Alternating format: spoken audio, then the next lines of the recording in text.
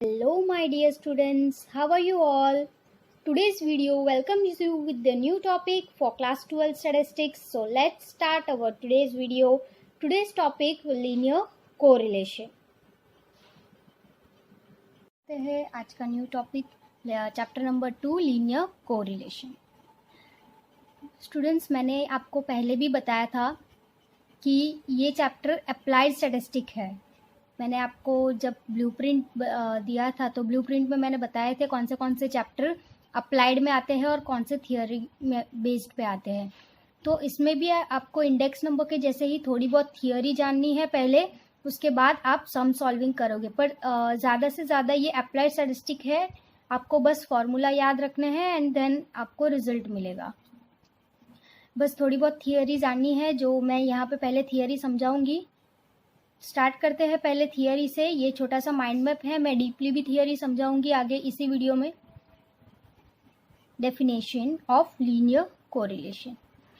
If there are simultaneous changes in the values of two variables due to direct और indirect cause effect, then it is said that there is correlation between two variables.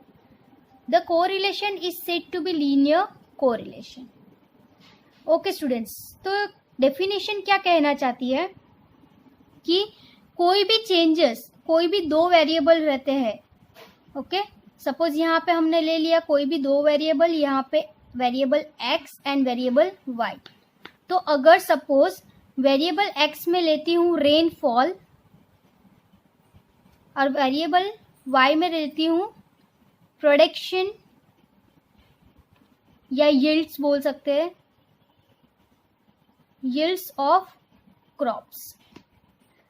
Okay, two variables, दो variable हो गए, एक rainfall और एक yields of crop. Due to direct और indirect cause, ये directly भी हो सकता है, इनडायरेक्टली भी हो सकता है. डायरेक्टली इनडायरेक्टली हो सकता है. Cause and effect, cause and effect ये मेन चीज है. कौन सा कॉज होगा, कौन सा इफेक्ट होगा. ओके, इसमें एक वेरिएबल है डिपेंडेंट रहता है और एक इंडिपेंडेंट रहता है. जैसे कि यहाँ पे रेनफॉल है तो ये रेनफॉल क्या होगा, इंडिपेंडेंट होगा. ओके, ये डिपेंडेंट वेरिएबल नहीं है, ये इंडिपेंडेंट वेरिएबल है. बट डिपेंडेंट कौन सा हो गया, यील्ड्स ऑफ क्रॉप्स. बिकॉज अगर बारिश होगी तभी तो क्रॉप्स आएंगे, तभी तो क्रॉप्स का प्रोडक्शन होगा. तो ये हो जाता है हमारा कॉज, मतलब रेनफॉल एक कॉज है. अगर ये रेन बारिश हुई तो क्या होगा, हमारा इफेक्ट दिखेगा. ओके स्टूडेंट्स, मतलब जो भी क्रॉप्स है वो ग्रोन हो गए, वो इफेक्ट दिखेगा हमें. तो समझ में आया अब कि यहाँ पे वैल्यू ऑफ टू वेरिएबल्स, कोई भी चेंजेस आए दो वेरिएबल में जिसका डायरेक्ट और इनडायरेक्टली कॉज एंड इफेक्ट दिखे, it is said that it is correlation between two variable. क्या बोला जाता है उसे, दो वेरिएबल के बीच में एक कोरिलेशन है और इसी कोरिलेशन को लीनियर कोरिलेशन कहा जाता है. इसको मैं और अच्छे से एग्जांपल देके इसी वीडियो में आगे समझाऊंगी. ओके स्टूडेंट्स, दो टाइप के यहाँ पे कोरिलेशन होते हैं, positive and negative. Now what is positive correlation. Positive correlation मतलब जहाँ पे कॉज होता है, इफेक्ट भी होता है, बट दोनों क्या होते हैं, इन सेम डायरेक्शन. दोनों कहाँ पे होते हैं, इन सेम डायरेक्शन. और यहाँ पे with in opposite direction, opposite direction. ये पॉजिटिव कोरिलेशन होता है वो सेम डायरेक्शन में होता है और नेगेटिव ऑपोजिट डायरेक्शन में होता है. इसको मैं और डीपली थियोरी समझाऊंगी आपके टेक्स्ट बुक को लेकर के, तो और अच्छे से आपको क्लियर होगा. ओके, ये शॉर्ट नोट्स थोड़े बनाए हैं मैंने शॉर्टकट में ताकि इजीली आप इसको याद रख सको. कोरिलेशन कोएफिशिएंट, नेक्स्ट टॉपिक आपका आता है correlation coefficient. The measure of the strength of linear correlation between two variables is called the correlation coefficient. It is denoted by R. अब correlation coefficient का मतलब तो पता है, cause and effect relationship होता है, बट इसको स्टूडेंट्स मेजर कैसे करें. इसको मेजर करने के लिए कुछ तो हमें चाहिए. तो ये मेजर होता है स्ट्रेंथ के बेस पे. ओके, उनके measure of strength of linear correlation between two variable is called correlation coefficient. अब ये डिनोट किससे होता है, स्मॉल आर से। ये इसके कैलकुलेशन के कोरिलेशन कोएफिशिएंट के कैलकुलेशन के 3 मेथड है यहाँ पे। कितने मेथड है? 3। पहला मेथड है scatter diagram, second Karl Pearson product movement method, third है स्पीयरमैन्स रैंक कोरिलेशन मेथड। इसको मैं एक एक करके समझाऊंगी। जैसे पहले स्कैटर डायग्राम मेथड समझाऊंगी, उसकी थियोरी, उसके इलस्ट्रेशन, उसकी exercise, then Karl Pearson, then Spearman.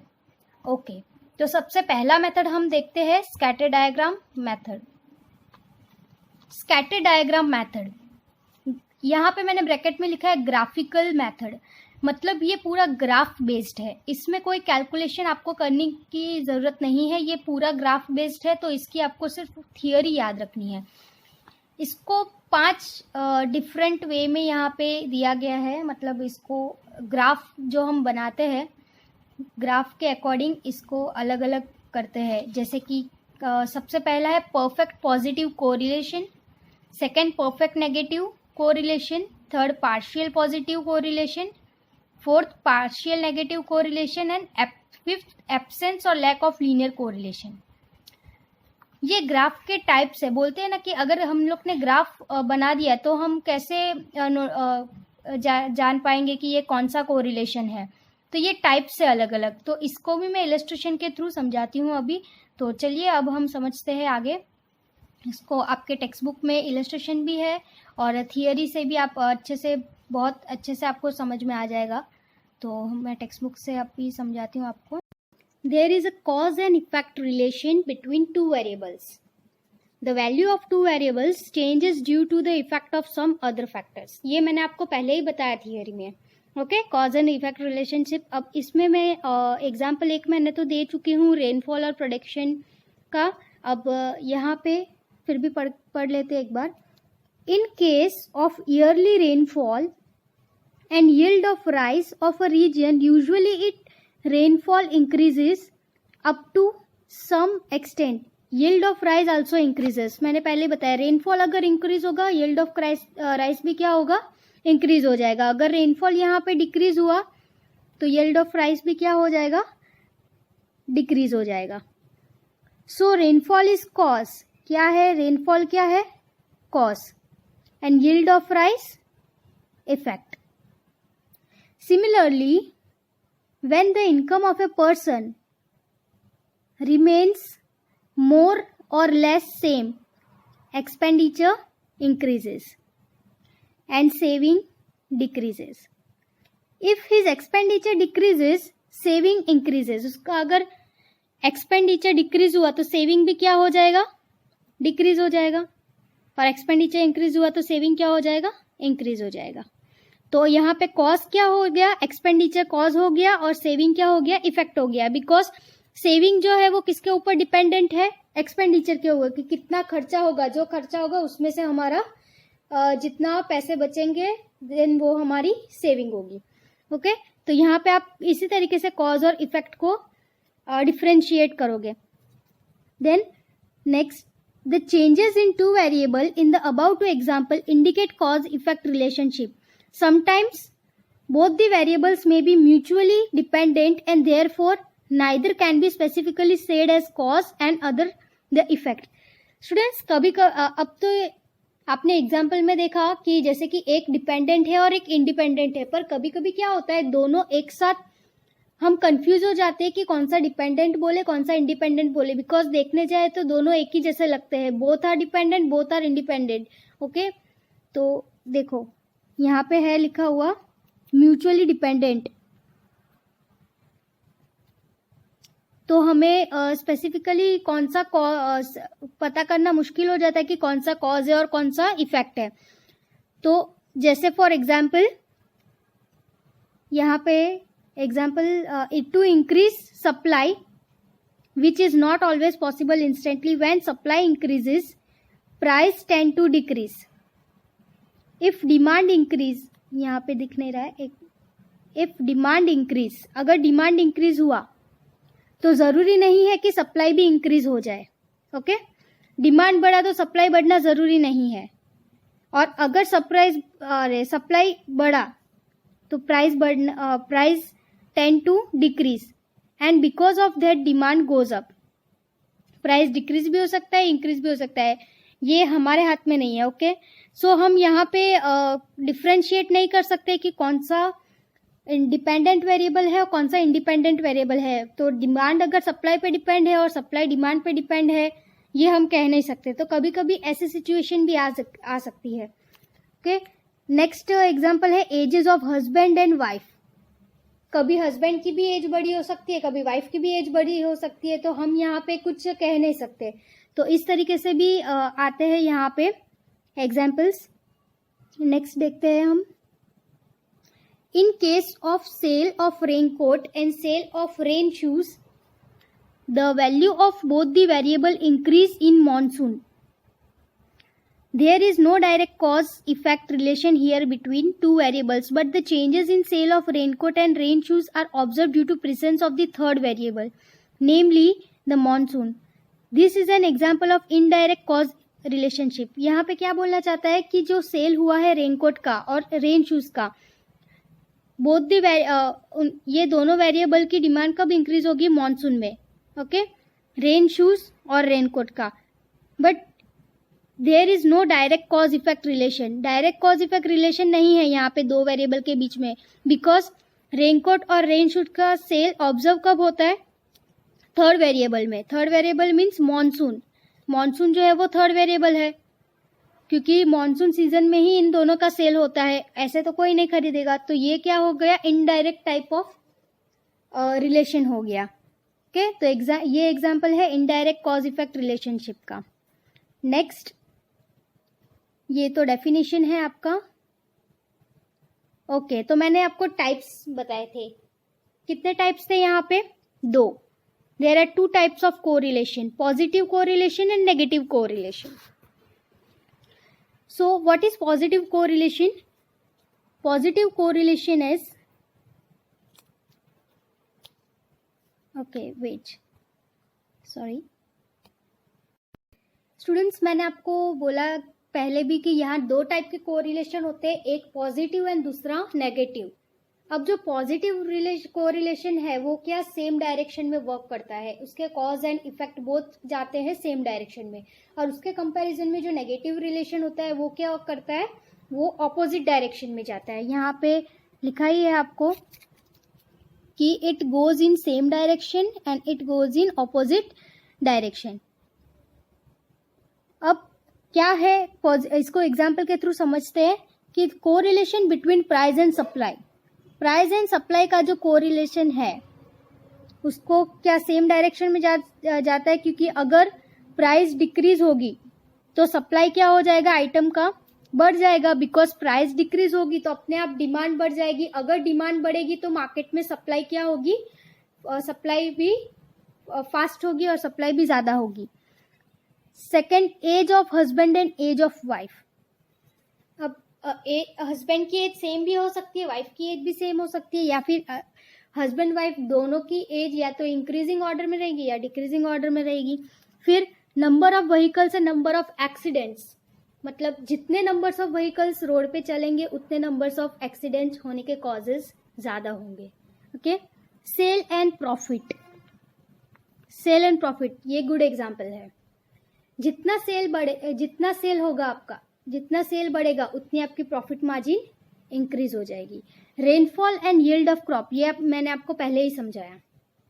Now what is negative correlation? Negative correlation means जो भी cause and effect opposite direction में दिखेंगे वो नेगेटिव कोरिलेशन होगा. इसके examples, price and demand of an item, expenditure and saving of person. Expenditure and saving,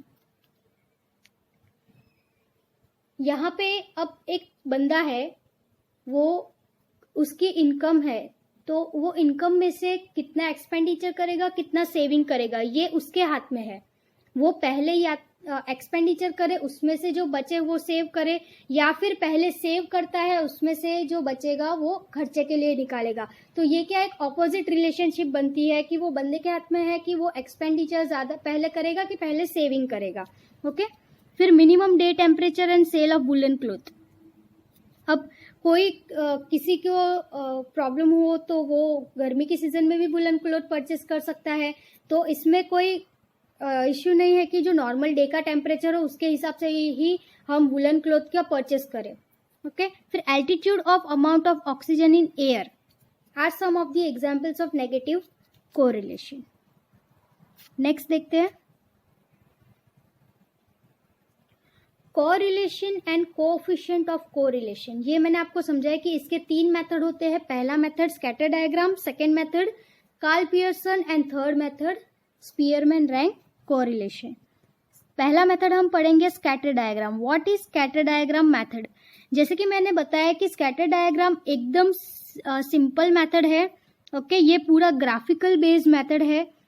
so graphical base में आपको यहाँ पे 5 पॉइंट्स दिए गए थे, 5 टाइप्स दिए गए थे, वो मेन टाइप्स है यहाँ पे जानने के लिए। यहाँ पे एक बार देखते हैं कि suppose x1 y1, x2 y2, x3 y3 and xn yn are order pairs of n values of 2 variable x and y. The value of variable x on x-axis and value of variable y on y-axis are plotted on the graph by taking proper scale. The graph showing the plotted points corresponding to pairs is called a scatter diagram.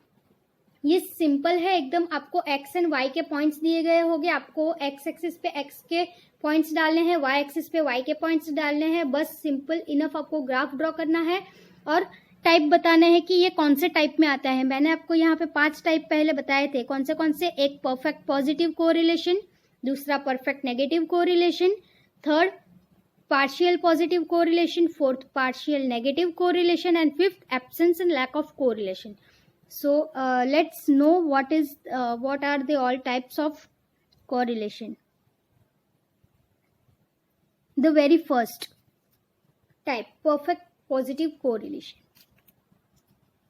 Okay, if all the points of scatter diagram lie in one line, if the line is going upward direction from left to right, then it shows perfect positive correlation. क्या बोल रहा है? Perfect positive correlation का मतलब क्या है कि perfect positive correlation के ग्राफ में, ये ग्राफ परफेक्ट पॉजिटिव कोरिलेशन है। कैसे मान सकते हैं हम? यहाँ पे आपके ग्राफ बनाते समय एक लाइन बननी चाहिए, जो भी आपके पॉइंट्स प्लॉट हो गए वो लाइन बननी चाहिए, और वो लाइन किस डायरेक्शन में जानी चाहिए? आपकी अपवर्ड डायरेक्शन में, फ्रॉम लेफ्ट टू राइट, मतलब लेफ्ट टू राइट जाएगी आपकी लाइन। ओके, ऐसे लेफ्ट टू राइट जा रही है और वो अपवर्ड डायरेक्शन में जानी चाहिए। कौन से डायरेक्शन में? अपवर्ड डायरेक्शन में। तो ये आपका हो जाएगा परफेक्ट पॉजिटिव कोरिलेशन। नेक्स्ट इसका इलस्ट्रेशन देखते हैं। एक इलस्ट्रेशन क्या है? After standard deduction from total income 20% income tax is imposed on the remaining income. The information regarding the taxable income and the tax to be paid is given below for 5%. Okay, यहाँ पे आपको person के name person दिए गए हैं, कितने total person है। Okay, और टैक्सेबल इनकम दी गई है, टैक्सेबल इनकम और इनकम टैक्स। आपको यहाँ पे 2 वेरिएबल गिवन है। तो जो पहला वेरिएबल है वो क्या हो जाएगा आपका x, दूसरा हो जाएगा y। सो हमें क्या करना है? सिंपली आपका पहला वेरिएबल जो है उसको किस में डालना है? x एक्सिस ग्राफ में, और दूसरे वेरिएबल को किस में डालेंगे हम? y एक्सिस में। ओके, तो यहाँ ग्राफ देखते हैं। यहाँ पे ग्राफ लिया गया है, देखिए स्केल कितनी ली है इन्होंने। x axis 1 centimetre equal to 20,000, y axis 1 centimetre 4,000 की स्केल। तो ये ग्राफ है। अब यहाँ पे आप देख सकते हो, इसको छोटा कर देती हूँ तो हमें ग्राफ और दोनों दिखेगा अच्छे से। ओके, तो अब यहाँ पे आप देख सकते हो कि क्या दिया गया है? पर्सन दिया गया है, टैक्सेबल इनकम हमें x एक्सिस में क्या लेना था, y एक्सिस में क्या लेना था। टैक्सेबल इनकम पहली कितनी है हमारी? 50। तो x एक्सिस में हमने क्या किया? 50 प्लॉट किया यहाँ पे, और y एक्सिस कितना था हमारा? 10। तो हमने यहाँ x एक्सिस में 50 प्लॉट किया, ये रहा फर्स्ट, और y एक्सिस में 10 के ऊपर 10 मीन्स हमारा कुछ यहाँ पे आएगा, तो ये पॉइंट हमारा गया यहाँ पे। ओके, ये यहाँ पे जाएगा पॉइंट, ये रहा ये वाला पॉइंट। एक बार वापस से बताती हूँ मैं। एक्स एक्सिस में हमारा कौन सा था, 50 मीन्स 40 और 60 के बीच में ये 50, और वाई एक्सिस में 10। तो ये हमारा पॉइंट आ गया यहाँ पे। सिमिलरली आगे के ग्राफ हमने प्लॉट किए, और प्लॉट करने के बाद हमने देखा कि ये पॉइंट्स कहाँ पे जा रहे हैं, लेफ्ट टू राइट। कहाँ पे जा रहे हैं, लेफ्ट टू राइट, वो भी अपवर्ड डायरेक्शन में। तो ये कौन सा टाइप हो गया, perfect positive correlation.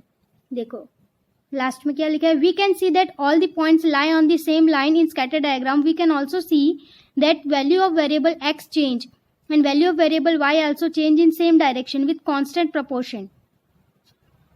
Hence we can say that there is perfect positive correlation between two variables. कौन सा रिलेशन ये लगता है, कौन से टाइप का रिलेशन है, ये जानने के लिए हमें ग्राफ देखना जरूरी है। इसमें बस हमें ग्राफ से ही पूरा स्कैटर डायग्राम मेथड सॉल्व करना है, इसमें कोई कैलकुलेशन नहीं है, बहुत इजी मेथड है ये, एकदम सिंपल मेथड है। ओके, तो पहला तो टाइप आपने जान लिया, परफेक्ट पॉजिटिव कोरिलेशन क्या होता है। सेम नेक्स्ट टाइप है परफेक्ट नेगेटिव कोरिलेशन। इसको ना 4 टाइप तो आपको बहुत इजीली याद हो सकते हैं, सिर्फ 2 टाइप याद करो तो बाकी के 2 आराम से याद रह जाएंगे, बिकॉज उसका ऑपोजिट ही होता है। जैसे पहला है परफेक्ट पॉजिटिव, तो दूसरा क्या हो जाएगा, परफेक्ट नेगेटिव। परफेक्ट पॉजिटिव में हमें क्या देखते थे कि लेफ्ट टू राइट जाना चाहिए हमारा पॉइंट्स, और अपवर्ड डायरेक्शन में जाना चाहिए 2 पॉइंट। तो नेगेटिव में क्या याद रखना होगा, राइट टू लेफ्ट जाना चाहिए हमारे पॉइंट्स, और क्या डाउनवर्ड डायरेक्शन में जाना चाहिए। ओके, समझ में आ रही होगी मेरी बात आपको। सिंपली ऑपोजिट है उसका मीनिंग। देखो, if all the points of scatter diagram lie in one line, if a line goes in downward direction from left to right, then it shows perfect negative correlation between 2 variables. Line किस में जानी चाहिए, downward में। Perfect positive में किस में जाते थे, अपवर्ड में। और परफेक्ट पॉजिटिव में लेफ्ट टू राइट जाते थे। यहाँ पे क्या करना है, हमें राइट टू लेफ्ट जाना है। क्या जाना है, राइट टू लेफ्ट। और परफेक्ट पॉजिटिव में क्या करते थे, हम लेफ्ट टू राइट जाते थे। तो है ना इसका ऑपोजिट, तो ये ऑपोजिट क्या बन जाएगा, परफेक्ट नेगेटिव कोरिलेशन। तो इसका समझते हैं आगे इलस्ट्रेशन। अब जैसे हमने वहां पे इलस्ट्रेशन देखा, सेम एज यहाँ पे भी इलस्ट्रेशन। यहाँ पे आपको मंथली एक्सपेंडिचर गिवन है x, और मंथली सेविंग गिवन है y। यहाँ पे 15, 5, 18, 2, तो आपको अपने हिसाब से आप स्केल ले सकते हो। स्केल लिखना मत भूलना, ग्राफ में स्केल बहुत इंपॉर्टेंट मैटर करता है, ये ग्राफ में लिखना बहुत जरूरी है। ओके, तो ये इलस्ट्रेशन। अब यहाँ पे ये देखिए ग्राफ, सारे पॉइंट्स प्लॉट किए। पहला क्या है, 15, एक्स एक्सिस में 15 और वाई एक्सिस में 5। तो एक्स एक्सिस में हमने क्या लिया, 15, 15 मतलब ये कुछ यहाँ पे, और वाई एक्सिस में 5 मीन्स यहाँ पे। तो ये हमारा क्या हो गया, पॉइंट हो गया, ये हो गया हमारा एक पॉइंट। सिमिलरली हमने नेक्स्ट सारे पॉइंट्स यहाँ पे किए, 18, 2, 18, 12, 10, ये सारे पॉइंट्स प्लॉट किए। तो ये सारे पॉइंट्स हमें कौन से डायरेक्शन में दिख रहे हैं, डाउनवर्ड डायरेक्शन में दिख रहे हैं। ओके, कौन से डायरेक्शन में हमें दिख रहे हैं, ये डाउनवर्ड डायरेक्शन। और क्या ये लेफ्ट टू राइट है या राइट टू लेफ्ट है, राइट टू लेफ्ट जा रहे हैं ये नीचे डाउनवर्ड डायरेक्शन में। तो ये कौन सा टाइप हो गया, परफेक्ट नेगेटिव कोरिलेशन। ओके, देख सकते हो आप परफेक्ट नेगेटिव कोरिलेशन यहाँ पे लिखा हुआ है। We can say that there is a perfect negative correlation between x axis and y axis. तो आपको 2 तो बहुत इजीली याद हो गए कि what is perfect positive and what is perfect negative. Now third one, partial positive correlation. Now what is partial positive correlation? Partial positive correlation means if all the points on scatter diagram are not on one line but lie around a line which is going in upward direction from left to right, then it indicates that there is a partial positive correlation between two variables x and y. अब starting में हमने first type में क्या देखा कि वो एक single line में जाता है point. Okay, negative, perfect negative में क्या देखा कि वो सिंगल लाइन में डाउनवर्ड डायरेक्शन में जाता है। यहाँ पे आपके जो पॉइंट्स है वो भले सिंगल लाइन में नहीं होंगे, क्या जिगजैग लाइन में होंगे या कैसे भी होंगे चलेगा, बट वो क्या अपवर्ड डायरेक्शन में जाने चाहिए, लेफ्ट टू राइट अपवर्ड में जाने चाहिए। तो वो क्या हो जाएगा, पार्शियल पॉजिटिव कोरिलेशन। देखो यहाँ पे आप देख सकते हो ये सिंगल लाइन में नहीं है, बट ये क्या मूव कर रहे हैं, लेफ्ट टू राइट मूव कर रहे हैं, ओके, और वो भी अपवर्ड डायरेक्शन में मूव कर रहे हैं। So that's why this partial positive called partial positive correlation. अब इसका इलस्ट्रेशन देखते हैं। Then partial negative correlation. Partial negative correlation भी जस्ट इसका ऑपोजिट है। इसका ऑपोजिट मतलब अब आप समझ गए होंगे बहुत इजीली। अगर आपने एक याद रख लिया तो उसके बाद में सारे टाइप्स याद रखना बहुत इजी है इसमें। Illustration 3. A company manufactures ready-made garments. The monthly advertised cost in 10 lakh and the sale of garment in crore for the last 6 months are given below. अब यहाँ पे एडवर्टाइजमेंट गिवन है और सेल ऑफ गारमेंट गिवन है। Okay, तो हमें scatter diagram बनाना है। यहाँ पे लिखा है तो एक्स एक्सिस वाई एक्सिस यहाँ पे गिवन है कि एक्स वेरिएबल और वाई वेरिएबल हमारा गिवन है। यहाँ पे 5, 20, 8, 30। तो आप x axis and y axis अपने हिसाब से यहाँ पे लोगे। एक्स एक्सिस में तो आपको जो नंबर्स दिए गए वैसे, और वाई एक्सिस भी आप अपने हिसाब से यहाँ पे ले सकते हो जो नंबर आपको लेने हैं। अब यहाँ पे आप देख सकते हो कि हमारे जो पॉइंट्स है वो एक ही डायरेक्शन में नहीं जा रहे, मतलब वो कोई पॉइंट एक यहाँ पे है, एक नीचे, एक ऊपर, एक मतलब एक सिंगल लाइन में नहीं जा रहे हैं। 3-4 पॉइंट ऊपर है, 3-4 पॉइंट नीचे है। ओके, तो ये पर अब क्या ये लेफ्ट टू राइट जा रहे हैं? यस। क्या अपवर्ड डायरेक्शन में है? यस। तो ये क्या हो गया, परफेक्ट, नो, क्या हो गया, पार्शियल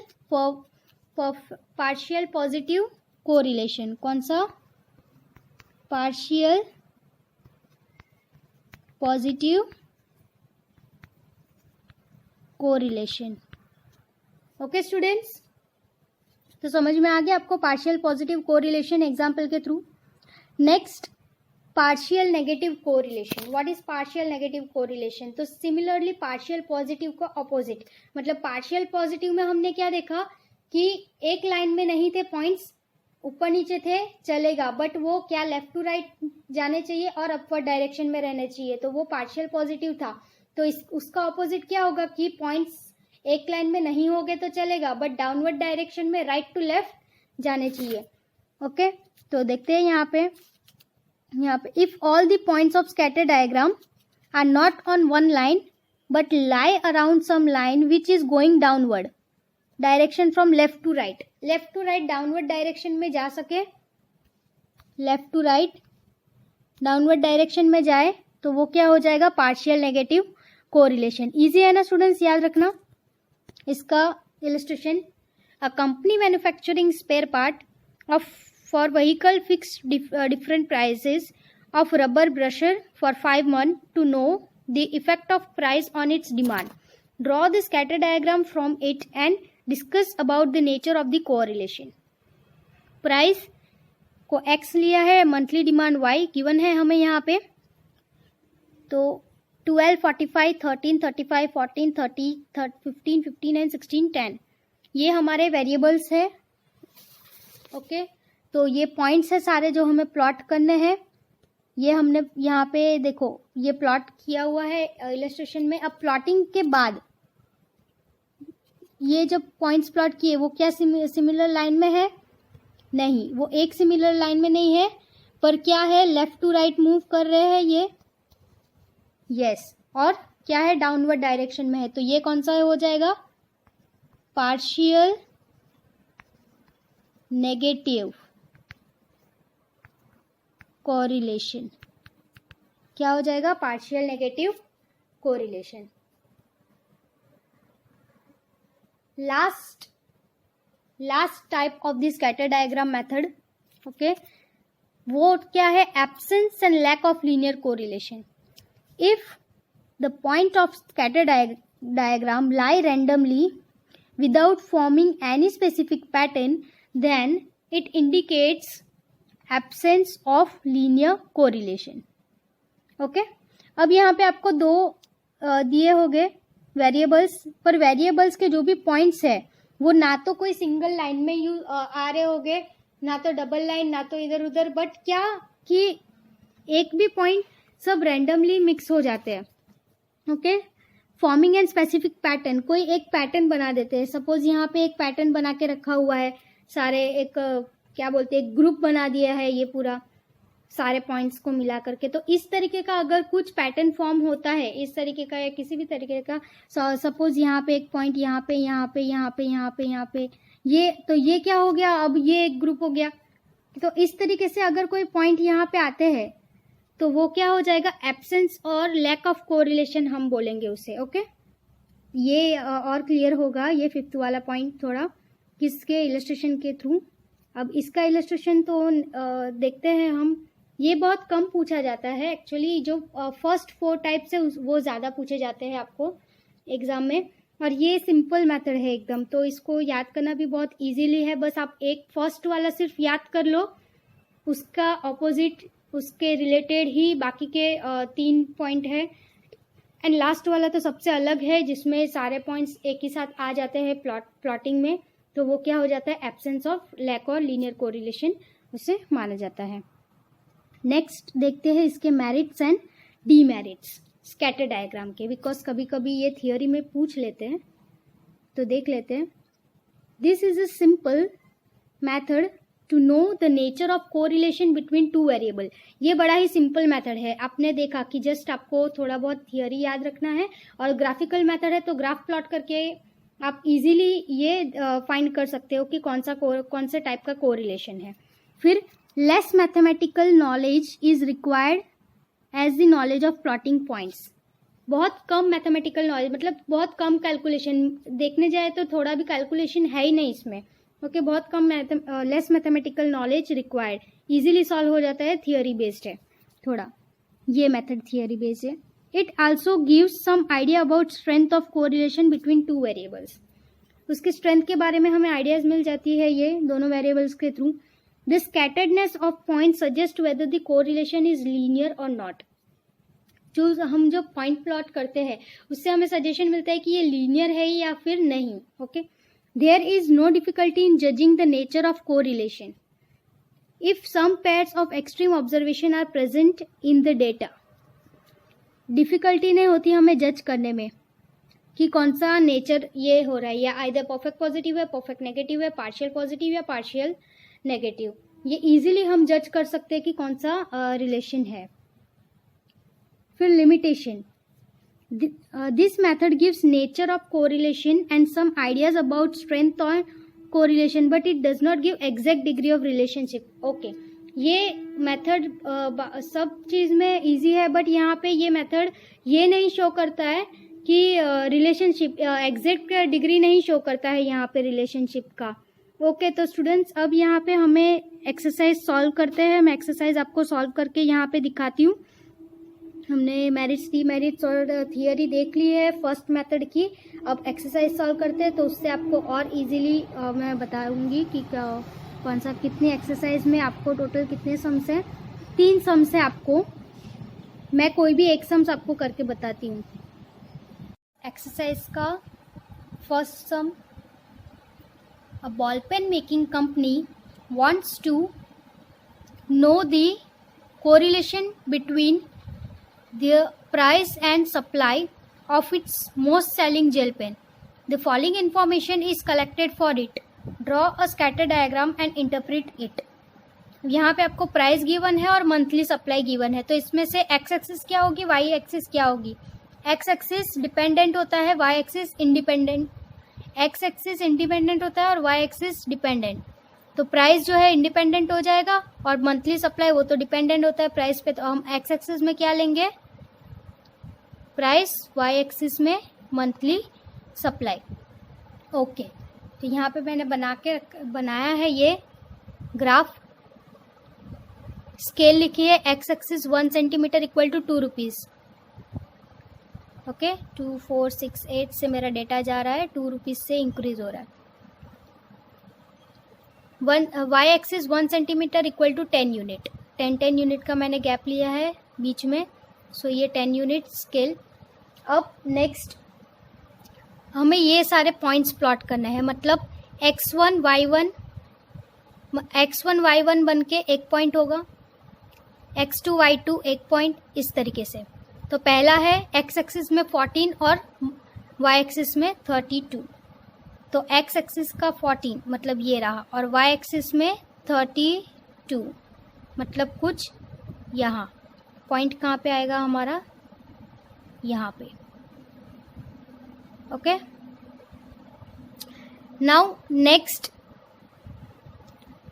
16 एंड 50, x में 16 एंड y में 50।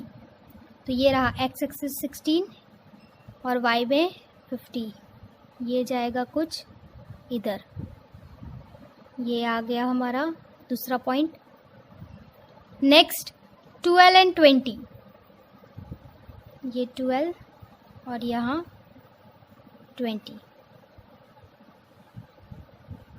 तो ये हमारा पॉइंट आ जाएगा यहाँ पे 12 20। देन 11 एंड 12, 11 मतलब 10 और 12 के बीच में ये 11 और यहाँ पे 12। तो ये आ गया हमारा पॉइंट यहाँ पे।